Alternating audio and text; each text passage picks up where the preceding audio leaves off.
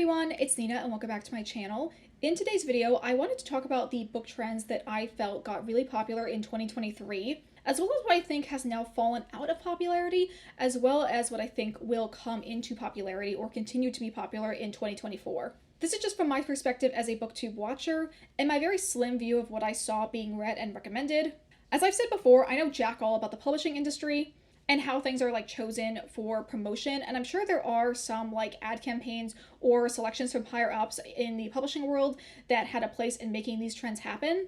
But I do think the world of BookTok has done a lot in elevating word of mouth recommendations. And there also are a lot of books that were from indie authors that ended up really getting promoted and blowing up. So I do think some of these trends do come from a genuine organic interest from the book community over just being something that companies told us to like. So anyway, without further ado, let's get into the video. Starting off, I want to talk about the book that really broke the internet and was on everyone's minds in the middle of the year, which of course was Fourth Wing by Rebecca Yarros. The first person I actually saw talk about this was Elliot Brooks, who basically was like, I don't get it, but was also saying that she was shocked that this book had a 4.5 average rating, which was really unheard of for the amount of reviews it had on Goodreads. I read this book as well and ended up giving it 4 stars. I did enjoy quite a few aspects of it, but I don't think it's going to be a long-term favorite. I've heard a lot of people talk about how this book gives them Divergent vibes, in that it's kind of cheesy, kind of cringe in some of its lines, but the romance and the tension of the romance was just kind of unlocking their inner 15-year-old girl. I feel like I can really understand the popularity of this book when you think about the power of nostalgia. Nostalgia really is one of the most potent drugs imaginable, and I think for a lot of people my age, being the younger millennials to older zillennials, we grew up in the YA dystopian boom, and I think a lot of people really crave books that have a similar energy to that, even if they aren't in the same exact subgenre. They just kind of want to remind us of the way that we felt when we first found that love of reading, and I can totally understand how a book that's like that would get very big. Fourth Wing then kind of becomes representative of a group of new adult or YA fantasy books that feel very similar to the YA dystopian boom of the early 2010s. What I mean by that is not only is this new subgenre not only insanely ubiquitous, there's probably 101 books of this genre that are getting hyped up at some point on BookTok, but also I feel a lot of these books have an almost nostalgic cheese factor in them, very similar to how a lot of classic YA dystopian books had that. One of the biggest changes I feel I've seen in YA books now, which is kind of a discussion for another time, is how much more sexually forward they are, with a lot of on-page sexual encounters, whereas YA from 10 to 15 years ago was more so about the tension and more emotionality based. The characters would feel such an intense love that would then spill into sexual action. Whereas I feel now characters aren't really confessing their love, they're just kind of acting on their sexual chemistry first and their feelings second. I do kind of feel this makes sense because like I just said, the readers of these books are very rarely in the actual teen YA age range. They're mostly like me, the sort of older zillennial age bracket. And we grew up on YA books not having any spice, but now all of a sudden a lot of YA books do have spice in them. I think this is a little janky because the new adult category is not a recognized age range in publishing. It's more so a term that fans have given to kind of designate this sort of gray area between YA and adult.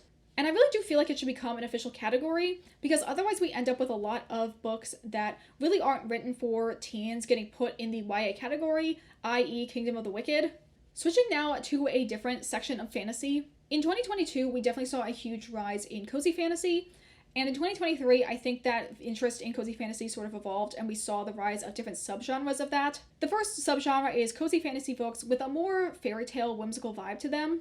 These are books like Half a Soul or the Once Upon a Broken Heart series. I feel these are slightly different than a standard cozy fantasy because they do still often have important stakes, but the world building is very much more light and airy as opposed to being grimdark.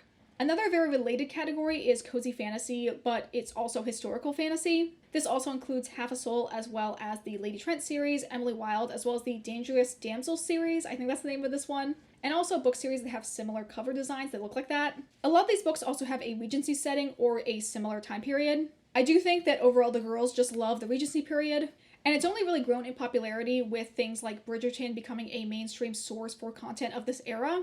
I personally don't like the Regency period, that's more so a aesthetic fashion point of view, but I do see the appeal of historical fantasy overall.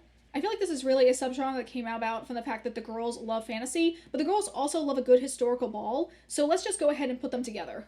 Another aspect of fantasy that's grown in popularity is obviously the interest in dragons. This again stems back to Fourth Wing, but at the same time, I feel like when has dragons ever not been cool? I feel like Game of Thrones and now more recently House of the Dragon have really made the idea of riding a dragon super appealing. But I also feel like dragons as a more like cutesy magical creature has been on the rise with books in the cozy fantasy subgenre. I feel like there's just as many people who want like a huge badass dragon to ride on as there are people who want kind of like a cute dog-sized dragon to be their witch's familiar in their cottagecore fantasy. Okay, switching now to a very different genre. Talking about literary fiction, a huge subgenre that has grown in recent years is the popularity of unhinged women. I think this has continued to be popular in 2023 with books like Brutes, Boy Parts, and Big Swiss. All of those had B names. That wasn't my intention when selecting them. I definitely feel like the genre has expanded a little bit to not be as much just straight women in her mid-20s focused. There's definitely a lot more queer stories of toxic love, as well as a lot more explorations of girlhood and the trials of a teenage girl in our modern society looked through in this lens as well. However, I have seen some pretty strong criticism come out towards a lot of unhinged women litfic, and kind of how unlikable main characters have turned into female authors making their female main characters racist or say shocking things. I think I saw this a little bit when I was reading How Should a Person Be, which is not a new book, it came out in 2012.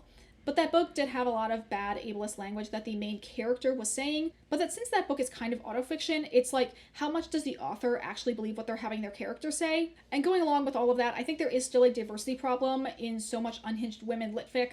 A lot of the books that get really popular are focused on straight white women, and only narrowly have expanded to be about queer white women, which is still very much in the white feminist lens. So I think what really will make or break the genre in the long run is how much it can adapt to allowing other voices to flourish. Now I wanted to talk about what I think is out in terms of trends. I think Greek mythology retellings overall are less popular than they were before. They definitely have expanded in scope to not be as Iliad focused, but I just don't feel like I see as many people reading them as I did like 2 or 3 years ago.